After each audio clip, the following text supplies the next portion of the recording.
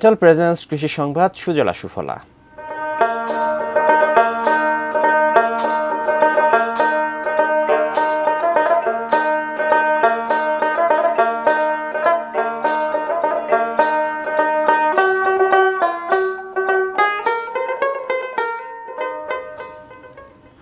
নওগাঁর মহাদেবপুরে বাণিজ্যিকভাবে কমলা চাষ করে সফলতা পেয়েছেন শফিকুল ইসলাম রানা নামে এক যুব কৃষি উদ্যোক্তা।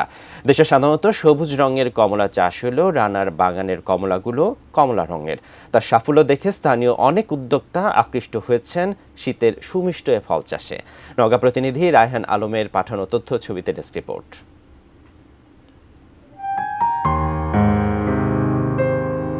পাকা কমলার সুমিষ্ট গন্ধ পুরো বাগান ছড়িয়ে পড়েছে। থোকায় থোকায় সবুজ পাতার আড়ালে ঝুলছে হলুদ রঙের কমলা। পাতার ফাঁকে উকি দেয়া কমলার এমন দৃশ্যে চোখ জুড়ায় সবার।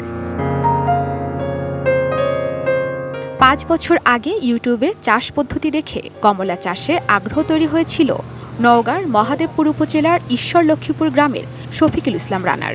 এরপর চুয়াডাঙ্গা থেকে চারা সংগ্রহ করে নিজের 10 কাঠা জমিতে শুরু করেন এই ফলের চাষ। এবছর প্রতি গাছে ফলন হয় 20 থেকে 25 কেজি কমলার।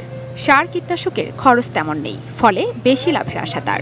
আমি ইউটিউব থেকে এটা আমার উৎস হয়, এটা ওখান থেকে চুয়াডাঙ্গা থেকে চারা সংগ্রহ করি, তারপর এই অল্প সারে কিছু জায়গায় লাগাই। এবার এই বছর আমার প্রচুর পরিমাণে ফলন আসে। স্থানীয়রা বলছেন আকারে কিছুটা ছোট হলেও স্বাদ ও গন্ধে বাজারের অন্যান্য কমলার তুলনায় এগিয়ে শফিকুল ইসলাম রানার চাষ করা এই কমলা। দেখে মনে হচ্ছে যত ফল আসছে বাগানে মনে হচ্ছে খুব লাভজনক হবে ইনশাল্লাহ। মাটির গুণগত মানের কারণে কমলার রোগবালাই কম, ফলে বাড়তি মুনাফার আশায় অনেকেই ঝুঁকছেন মৌসুমী এই ফল চাষে।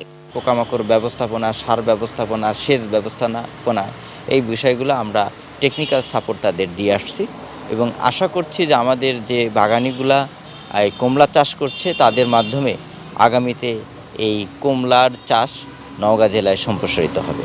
কৃষিখাতে এমন উদ্যোগ শুধু ব্যক্তিগত লাভ নয়, দেশের পুষ্টি চাহিদা পূরণ এবং অর্থনীতিতে ভূমিকা রাখবে বলেও আশাবাদ জানান কৃষি কর্মকর্তারা। Ishrat lima, desk report, ATN news.